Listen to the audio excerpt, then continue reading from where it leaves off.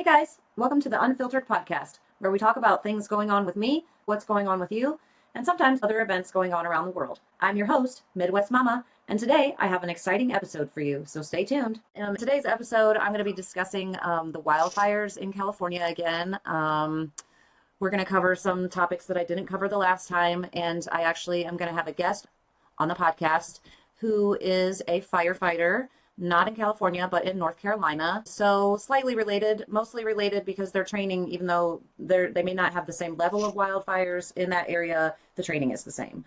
So with that, let's dive right in. I am thrilled to have Chris with us today. Welcome to Unfiltered Podcast, Chris.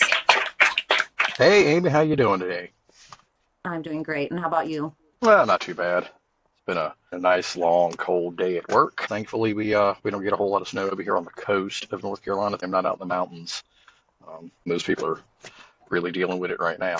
But that is a pretty sad situation for everybody involved. On that note, we want to get to the disaster that is currently ongoing in Los Angeles. I talked about this over the weekend. Just a lot of devastation going on there. Like an entire county, a big section of the map is just pretty much gone from these fires. So we want to get into that and discuss your personal experiences as a firefighter and how it might relate to similar wildfires. So, right. do you have anything else you want to add about yourself before we get started with some questions? Just to give you a little bit of background about myself, I've been a volunteer firefighter for about 11 years. I am certified. I have attended and graduated the Fire Academy. I got to do so together with my son when he was a junior member, so that was pretty awesome. Both of my kids have served. I've done a lot of different training, attended a lot of different types of fires, both structure, vehicle, forest, brush fires. Thankfully, nothing on the level of what we're seeing in California. I can't really wrap my head around the scope of just how enormous this event is. It's extreme. Yeah, I'm seeing different numbers, but the highest number I actually saw was 40,588 acres. The other one was 38,600. So, I mean, really, we're talking anywhere around 40,000 acres. You guys, that is a huge area, which it's just insane. And then we've got the winds, anywhere from 55 to 70 mile an hour. So I believe those are sustained winds. So that's not even the highest gust speeds. It's a bad setup. Yeah, the wind speeds definitely contribute to what's going on. It contributes to the spread and the ferocity of the fire. It also hampers firefighting and suppression operations. You got a lot of aircraft who are flying, dropping water and fire retardant. So those winds affect that deployment. It affects personnel on the ground, makes normal operations much more hazardous. Certainly makes evacuation process a lot more hazardous. So these extreme winds are not in the least bit helpful at all. And from what I read earlier, they're expecting more high wind events, they've identified some more high risk fire areas. And they're trying to be proactive about deploying, resources to those areas ahead of these, expected winds. But they're still expecting winds of hurricane force up through Wednesday, I believe, is what I heard earlier today. That's what I saw as well. So there is, at least another good 2 solid days of, extremely unfavorable weather conditions ahead. So, the largest of the fires is only at 14% containment, and that was, an earlier report today that I had seen. So, I saw the same. Yeah, that's not very much. Now, thankfully, one of the other associated fires is reported at 95% containment, which is, great. However, with fire and high winds, that can also change at any point in time. Yep. But, let's hope for the best. All right, let's get into some questions for Chris about his personal experience. So, Chris, what inspired you to become a firefighter? Wow. I'll try to make it short, but that's a long story. I'm a military veteran, U.S. Navy. So service to country and community is something that has been a part of me ever since I was little. It was a part of my family teaching, to help others in need. That kindness and generosity and spirit of giving. It's just been the general theme of my life. When I moved 12, 13 years ago, I was about 300 yards from the fire department. So it was just Um, kind of a natural transition. right. Yeah. My best friend, he was with the department. And it was more of a why shouldn't I kind of question. You know, Mm-hmm. I'm Mm-hmm. my past experiences in life, both personal and professional, set me up for success in that service. It does take a good bit of mental focus, Mm-hmm. and I'm mental sure. strength and professionalism. So I went, joined the department. Growing up, we have mostly volunteer stations around here, and they're always doing something with the community. They're out there cooking out, barbecuing, playing basketball. It was always a camaraderie and a good spirit of community. So that was something, as a little kid, I wanted to be a part of. It just seemed like a great organization to be a part of. And of course, as a little kid, fire trucks, love it. So I joined the department. And those first few years, floundered around and found my footing. As a volunteer, requirements are a bit different than in the professional sector. We do have minimum hourly training requirements annually in the volunteer sector, but for the most part, we're not actually required to go and get our certifications. We're encouraged to, not exactly That kind of required to. reduces the barrier for entry. Right, right. We all have full-time jobs to pay the Mm-hmm. bills, and then we're doing this in our spare time. And Mm-hmm. it can be a lot. However, I was blessed. I had, plenty of time to devote, and the academy was close by. So I ended up going to the fire academy. And at the time, we had our first group of junior firefighters in I don't know how many years.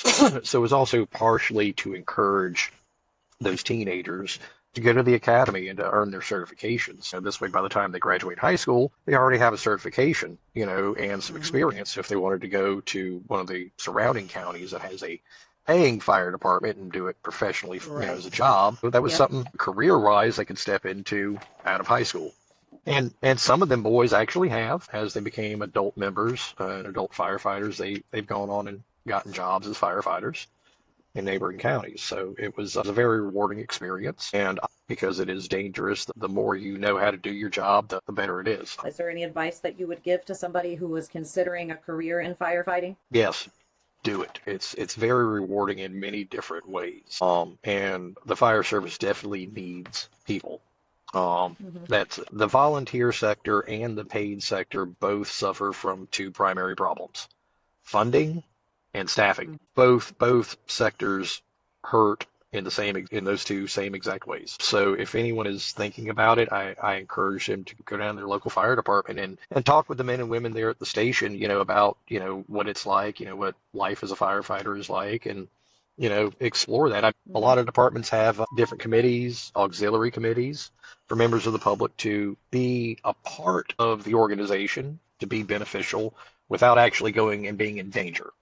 So there's a Right. lot of different ways that you can assist your community and your local first responders without being one yourself. And can you tell us what a typical day would look like at a fire station? That's going to vary greatly. I've never been with a paid fire department, so I don't know what a shift at a paid department would look like. At least for us at our station, Monday nights are typically training nights. We start the night Mm-hmm. off by checking all our equipment, making sure everything's in proper running condition, inspect all our tools, our air packs, make sure that we are in a state of readiness. Then we have a brief meeting about what the night's training topic is going to be, how it's going to be conducted. We address any questions or concerns about the training activity for the evening. We have our training.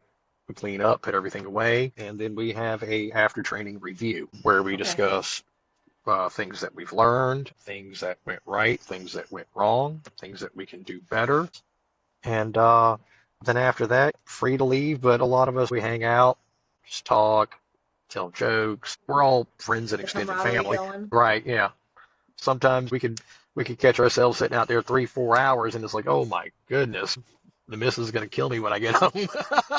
Right. you know. So, Chris, I was just wondering, do you have any knowledge of what the primary cause of these fires in California might be? No, not at this time. I have not seen anything in any reports where they have any speculation as to the cause yet. This is still a developing event.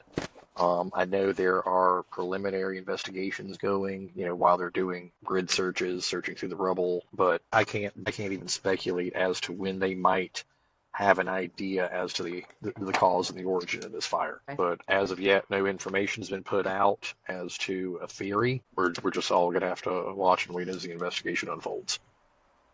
So I've seen a lot of different theories on platforms such as TikTok, Facebook, Instagram, YouTube, and those platforms.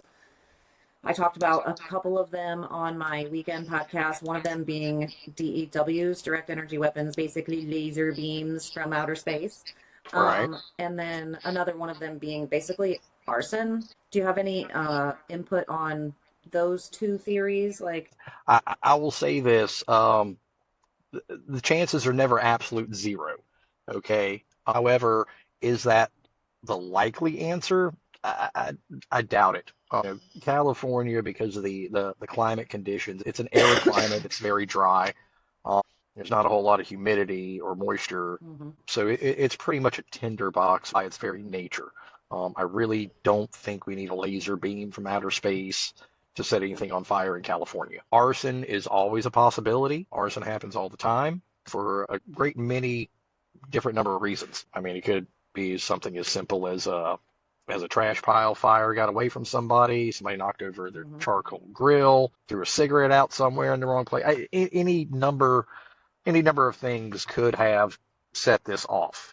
When you've got these Santa Ana winds kicking up and picking things up, it just moves the fire. And people seem to be very confused as to why they're looking at an aerial video and they're seeing fires just randomly start here and there. Like, tell me if I'm wrong, but that's just what wind does. It will pick up a fire and carry it somewhere else and set it down, and then a whole new fire is. Absolutely, especially when you have high winds, it will relocate Mhm. debris. And the wind doesn't care if those debris are on fire. And once a fire gets going, the superheated gases are rushing up and out anyway. So it's already carrying embers, burning debris. So it'll keep it hotter longer as it transports. Yes. Obviously, the higher the wind speed and strength, the larger the objects that it can carry, and the greater the distance, it can also relocate these fires. It's not uncommon at all for fires to jump and to see Right. spot fires jump up in random locations specifically because of wind carried debris. Especially once Absolutely. your trees start burning, you have a fire at a higher elevation up in the treetops. It's already going up anyway, heat rises. So, Hmm. it's already going to clear obstacles, go on the wind, settle down somewhere else. If it's dry and the conditions are right, bam, you have another fire. Yep. So I want So to share a little song from church camp that is just a very simple little song that will explain this to everyone. Are you ready for it? go for It it. only takes a spark to get a fire going. Okay, so everybody just remember that. It only takes a spark to get a fire going. Church camp said so. Did you see that there was a fire tornado? No, I did not see that, but I have seen that in studies. I've seen videos of fire tornadoes. That's a pretty scary sight. Thankfully, I've never seen one Oh, personally, but yeah, that's got to be pretty it wild to see. it was insanely terrifying. Like just it was huge too. Like I mean just like massive, like miles and miles up into the sky. It was fucking insane. The whole place is like very mountainous and, lots of traps and places that can cause things to do weird things. I don't know. It's very crazy. Right. Well, terrain and topography like that does have an effect on airflow, but you also have to remember that as air heats up, so does its pressure. Hmm. So you have higher pressure, higher temperature air meeting lower pressure, lower temperature air. You're going to have a reaction when they meet. Um, so those things can definitely happen for a number of reasons and different conditions. Man, fire tornado is a scary thing to even think about. Yeah, it was crazy. I'll have to send you the video. But Um, Mother Nature does what Mother Nature wants, and we just have to stand back in awe and respect. for sure. So, how could a firefighting team prepare for such large scale fires? A lot of it is training. We train for large scale events, multi agency events, Mhm. multi component events. So we do trainings to simulate a large scale event because that can get very chaotic very quickly if it's not organized and managed properly. So we do spend a lot of time training, not just in our fire suppression tactics, but also our communication management and setup, because those are critical components. And Right. when things are going crazy and there's chaos, it makes it a lot easier if you have a system in place that everybody is familiar with. You've practiced it often, you have muscle memory. It makes the job a lot easier. Right. So that's one of So the then ways that we prepare. that makes the coordination with other agencies pretty important then, I would imagine. Oh yeah, it's absolutely critical. That was one of the things that 9/11 taught us, was how quickly a large scale event can become basically a clusterfuck because of a breakdown in communication, or the ability Hmm. to communicate across multiple agencies. And not just the communication, but also the command structure.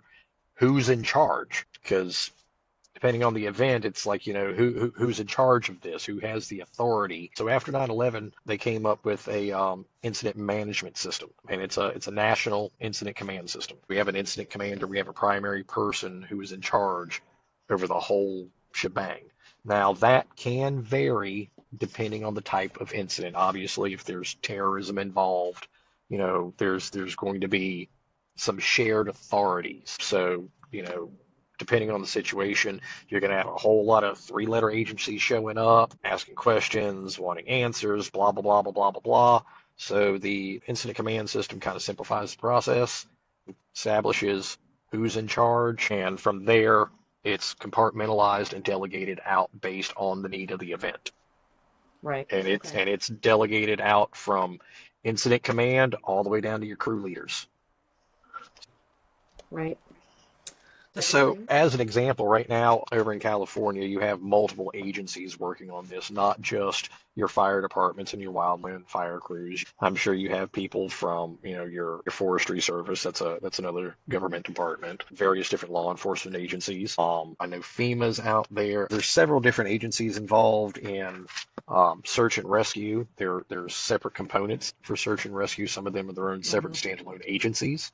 So you have various different operations going on simultaneously, not just fire attack. So all of these different agencies, all of these different actions have to be coordinated by your central command. All the agencies can communicate on one radio system. We're advancing our communication system all the time so that all the agencies can communicate together without having to jump through a whole bunch of hoops to get radios here and all that. Our EMS, our fire, we can all talk to each other. In extreme situations, if we have to jump the chain of command and go and relay information directly to the incident commander, we can switch to channel on the radio and do so. Right. So the incident command system really helped to organize not just who's in charge and job duties, but the ability to communicate interagency. And that was one of Okay. the biggest focuses. And we're still improving it all the time. But it's definitely a large improvement over the old VHF system.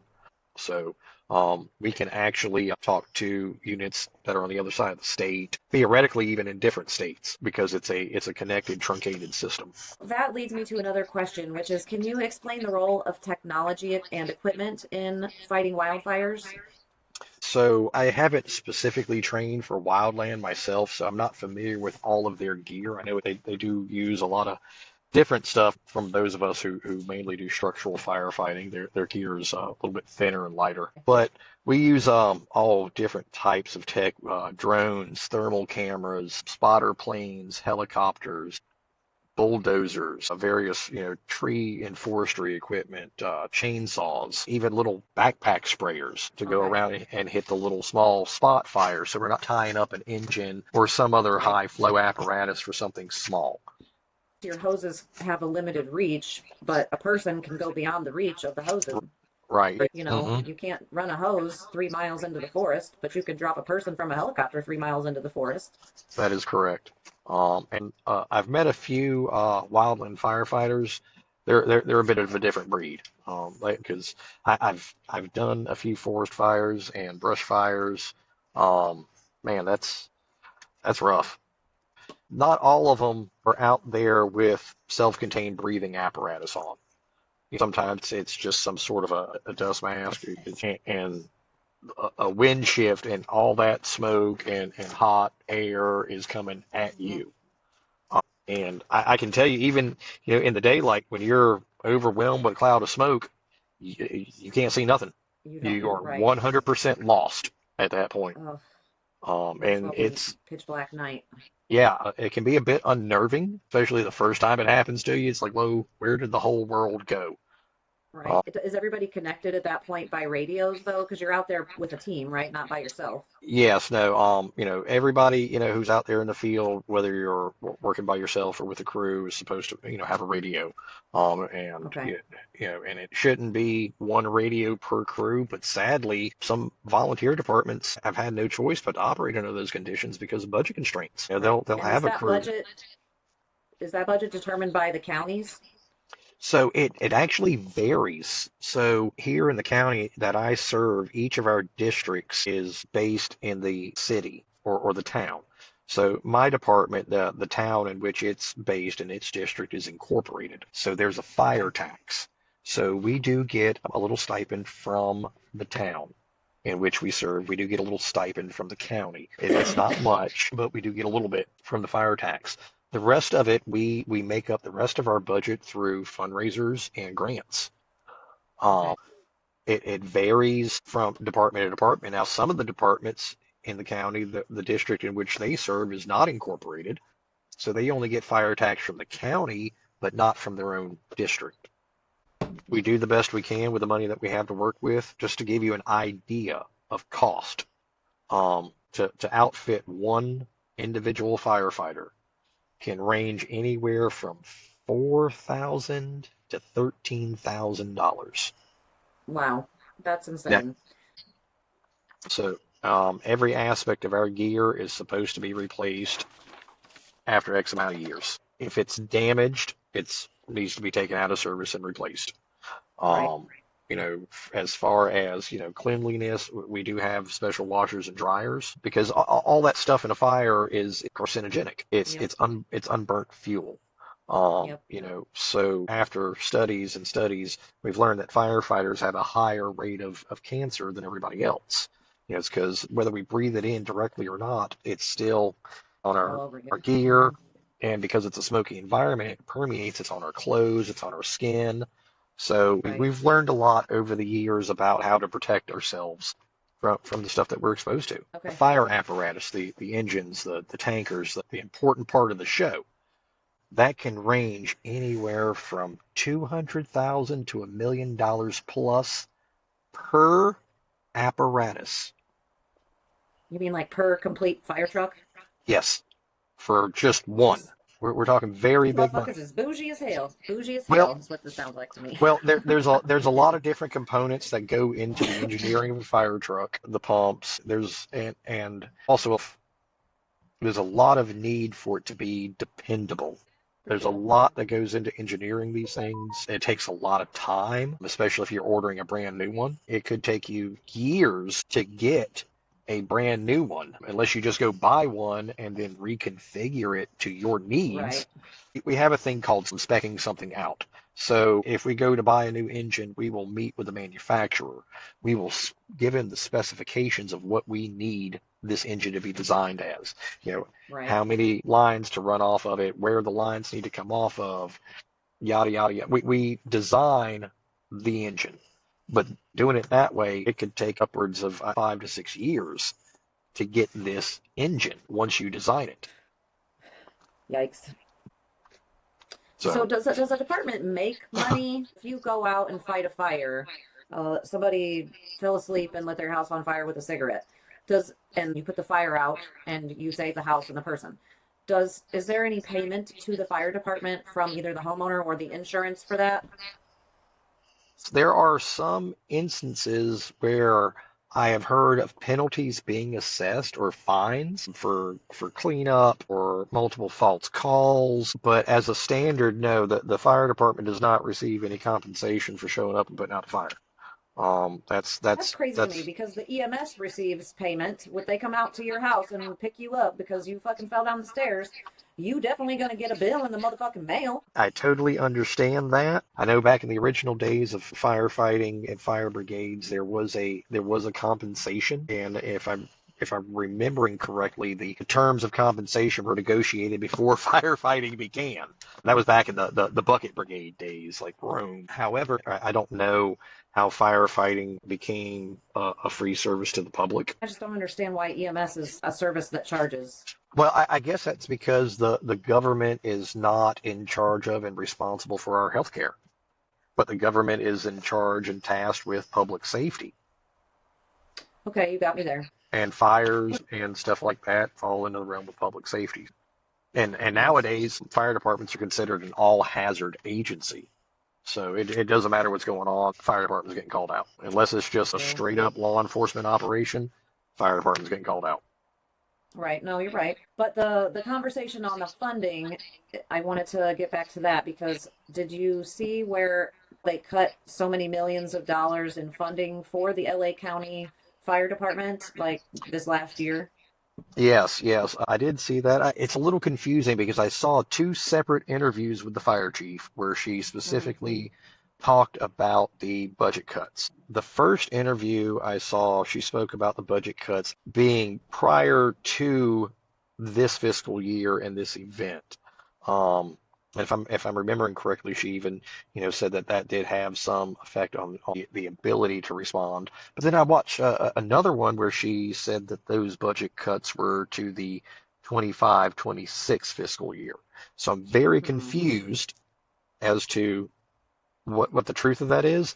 However, Right. huge budget cuts to your public services is always a bad idea. They're Hmm. already underfunded and understaffed. I don't have to be a part of their department to know that they're under budget and understaffed. That's something that plagues Right. us all across the nation. In a big city like that, I don't know why anybody would want to be a first responder because it seems like the people pretty much just hate them all no matter what. It's tough. Even out here in the country, we catch a lot of flack sometimes. I've been threatened with a vehicle because somebody was unhappy that the traffic was stopped because there was a wreck. Jeez. It's a tough job to do. You really gotta want it. It definitely takes a different type of person to step up and answer that call. Um, Right. so the best way I can tell people is, what if it was you in that situation? Wouldn't you want somebody to come and save your backside? What if it was your Right. mom, your kid? Wouldn't you just be Well, it is absolutely a lot of beside people. yourself? Right. Yeah. I know I would be beside myself, desperate to save my child's life. So somebody's got to step up and do this job. It's essential to our communities. It's a hard job. Sometimes it can be a thankless job. Sometimes you even get punished for doing it. But you got to take the good with the bad. I mean, that's with everything in life. Every day can't be sunshine and roses. So let's just say I wanted to join the fire department. Are there any restrictions, like you have to be within a certain age or you have to have this level of muscles to fat or Okay, whatever? requirements can vary by municipality. Is 18 years of age. Most departments require you to have a valid driver's license. Do Um, you need a CDL to drive a fire truck? no, you do not. What? Yeah, you do not need a CDL to drive a fire truck. Very Um, shocking. well, yeah, we're not out there on the roads all day, every day, driving these vehicles like your truck drivers. We go through a lot more training than a truck driver would. Obviously, truck drivers do undergo training, and some companies require annual training or whatever, but we go Hmm. through regular routine training. We have very specific EVD, emergency vehicle driver training courses. In our department, you have to go through a checklist and demonstrate your ability to drive to the chief before you're allowed to drive these apparatus. So it's not like hey, new guy, or jump in the engine and have a good time. That Right. this we're not that willy nilly. But no, you don't have to have a CDL. Is there an age restriction? Like I know a lot of people I believe that there is an age restriction for the military. I'm not sure if that's true. It's just something I've kind of heard. So is there one for firefighting that you were aware of? There is a cutoff in your paid sector, at least here. I think. 36 was the cutoff age for a new hire. And I think that's Okay. had something to do with retirement and your age at retirement. Here in the volunteer sector, each department does things their own way. Sometimes they will move members to inactive status or honorary member status. Other departments, they allow their aged firefighters to participate up to a certain level. In our department, we have a couple of the older crowd who have been with the department for a couple of decades. They're not allowed to do structural firefighting. They handle our recovery stations. They run the pump. They're amazing pump operators. They're still very useful and functional, just not on the structural firefighting side. And I'm not sure if any of us are actually tough enough to tell any of these old men that they can't do this anymore. I'm not going to be the one to draw that short straw. Well, I wouldn't want to do that either. On the physical side, I mean, obviously, if you have health limitations, it's probably not going to be for you. Okay. If you're asthmatic, not going to be what you No. want to do. Nope. If you're claustrophobic, this is not Nope. what you want to do. Not at all. That'd Um, be a bad time. yeah. Morbid obesity. This is not going to be what you want to do. This is a physical job. It is a physical demanding Hmm. job. I can't remember the exact weight of the gear in the air pack, but it's not light at all. And a lot of the tools are quite heavy. You're working in a superheated environment, so it's physically demanding. Now, you don't have to be buff. You don't have to be an athlete or anything. I mean, I'm an out of shape truck driver for crying out loud. And training there at the department and getting in and out of my truck during the day was about the extent of my physical exercise. I've seen people of all manner, all build, fit, chubby, tall, muscular, short, scrawny, male, female. I've worked with them all. So, Seems like it's you know, about your physical health, but also your determination level. we're, You can be a few pounds overweight and you can let that define you, or you can be a few pounds overweight and fucking go get after it and be like, you know what? I'm gonna turn this fucking chub into some muscle and why yeah, here I am with an axe, bitch. well, it's not like we don't have people in the department that got their bellies, they're big boys, they eat healthy, and they're just fine.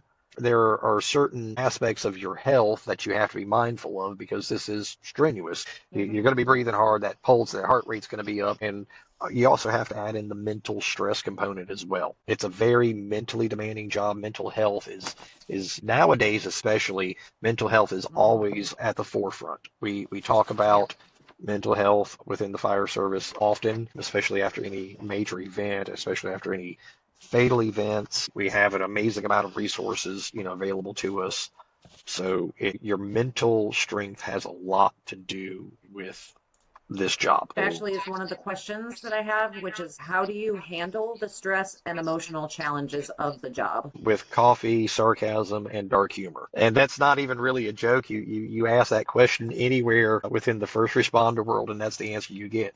Coffee, sarcasm, and dark humor. That's probably the best and the healthiest of our coping mechanisms. Other ways, camaraderie, time with the family, time together with your brothers and sisters around the firehouse, you're just enjoying life. Softball games, cookouts, enjoying the small things that we take for granted. A lot of us really learn to appreciate the smaller moments in life. Sitting down at the table with your family, eating dinner, and the alarm goes off, and you got to jump up and rush out the door. That's an impact on everybody, not just you, but your family. So mental health and time with your family is definitely important. Do the fire departments that you have been involved with offer any kind of therapy or counseling for members of the department? Yes, absolutely. Here in our county, we have access to that through the Firefighters Association. And it's just a simple matter of going to any one of our officers or getting the information off of the board in the meeting room or in any of the literature that we send Mm-hmm. home. Our membership cards have a hotline on it. There's all kinds of resources at our disposal. Okay, But that's really good to even know. through the years, we noticed that there was a huge uptick in suicides, alcoholism, domestic violence, and so on within the community. Because if you do this long enough, it's not a matter of if, it's a matter of when you have that incident that gets you. We all have that one incident that that made us realize that we were actually human. And some people they don't recover from it. mentally. And sometimes it is because they either did not reach out or in times past they didn't have the access to it. But the service as a whole is growing, improving, and getting better at taking care of firefighters. And That's mental really good. health over the last decade, especially, there's been more and more focus and access to mental health services. And of course, we're always there for one another. If anybody ever needs to talk, especially those of us who are officers, even our county fire marshal is there for us. That's how close we are That's in these enough out small of everybody. communities. I even have the fire marshal's phone number. If I need something and that's, the only resource I have available, he's there for any one of us. So we do have a good network of support. Is there anything else that you want to share with our listeners that might be relevant or helpful regarding specifically the California fires? In regards to that, prior to incidents like this, it's good to have pre-established evacuation plan for yourself and your family. Your Mm-hmm. important documents, pets, things like that, medications. Your core primary do or die items. Have them centralized, easy access, so you can grab and go. Obviously, check in with your local news outlets and government for instructions on evacuations. Do what you're asked. Yes, follow directions. And if you have questions within your community, you can always reach out to your local departments. They're always happy to answer your questions. Although I think that right now in these areas, the departments are largely overwhelmed. Yeah, right And now, specifically within terms of California, they don't have a whole lot in the way of preventative measurability at this point. The best thing they can do is to, like I said, gather evacuate. their core necessary items and to prepare for evacuation. Some people are under evacuation watch as the winds continue and the fire continues to spread. If that call comes out, you just need to go. Just follow the instructions. I know FEMA centers are being set up. Find out where those FEMA centers are going to be. Go ahead and make preparations to get there because those lines are going to be long, but there are resources available. And to those of you who are not affected that want to help, there are ways to donate, but please, please, please, please, please be aware that there are always bad actors at times like this. There are scams galore. Nobody is going to solicit a donation from you. Mm-hmm. Nobody from GoFundMe is going to call you or email you. Nobody from a fire department or an agency is going to contact you and ask you for money. That's not the way it works. Check your Mm-hmm. local government websites, FEMA, Red Cross, and you can find ways to donate to help those in need through those trusted and known channels. GoFundMe is a good, legitimate platform. It's just that nobody from that platform will contact you to ask you for money. So be aware of that. Very true. Very true. All right. If you ever want to talk about your personal experiences with some of the things you've seen and whatnot, we can for sure do that on a different episode. But for today, we're going to have to wrap up this episode. But I want to give a huge thank you to our guest, Chris. Thank you very much for joining us today. Thank you for having me. I appreciate it. Yes, your insights and stories have been very informative and very helpful. I really appreciate you taking the time to share your experiences with our viewers. We hope to have you back on the show soon and hopefully under much less ominous circumstances. I want to thank you for tuning into the Unfiltered podcast. Don't forget to subscribe, leave a review, and share this episode with your friends. Follow me on Facebook, Spotify, YouTube, TikTok, and Instagram for more updates. And a special thanks to our guest for joining us today. See you next time on Unfiltered Podcast. Love you. Bye.